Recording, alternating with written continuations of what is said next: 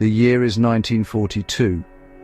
Britain is on the brink, its survival dependent on convoys crossing the North Atlantic.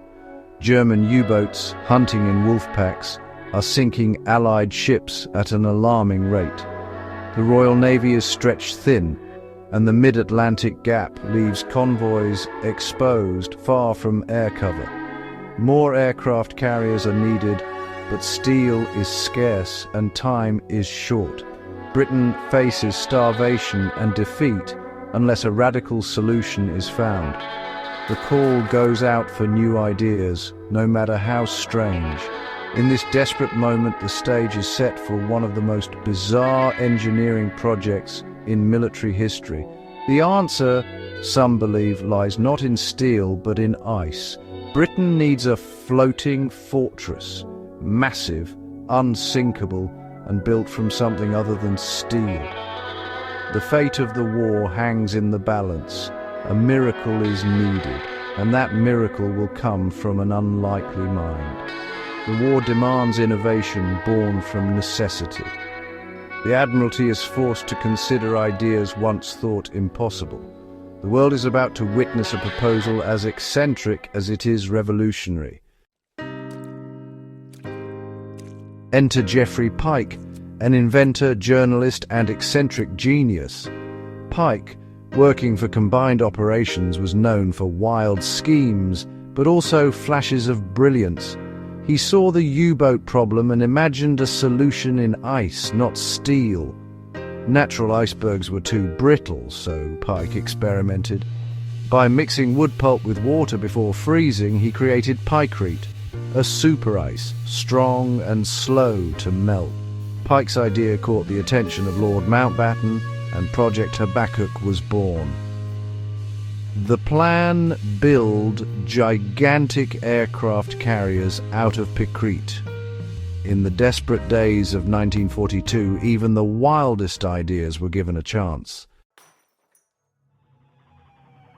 Regular ice is brittle and shatters easily, useless for warships. Pykrete, reinforced with wood pulp, is different, tough, resilient, and slow to melt. The wood fibers act like rebar in concrete, stopping cracks from spreading. Pykrete's strength rivals concrete, and it can last for months, even in warmer conditions. Its most dramatic test came at the Quebec Conference. A bullet shattered regular ice, but bounced off pykrete. The demonstration stunned Allied leaders. Suddenly, the idea of a floating ice fortress seemed possible. Pykrete was no ordinary ice.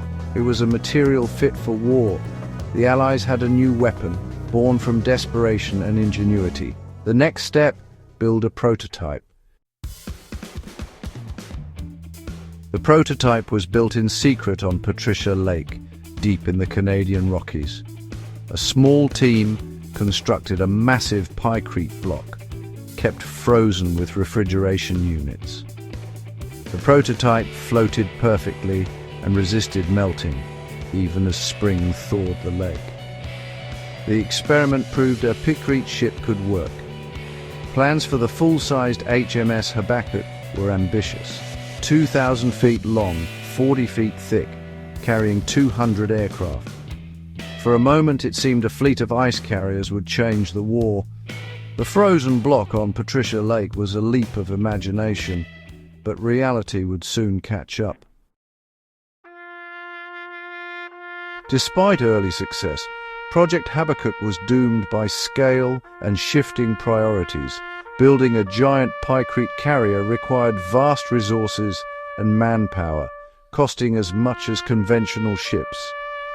Meanwhile, new long-range bombers and improved tactics closed the mid-Atlantic gap. The U-boat threat faded, and the need for ice carriers vanished.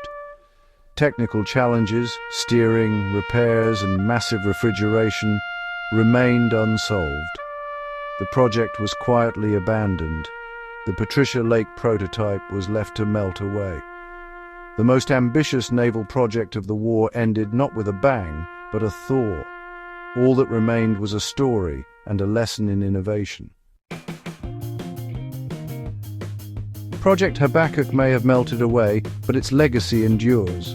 Pike's idea, reinforcing simple materials with natural fibers, lives on in modern composites.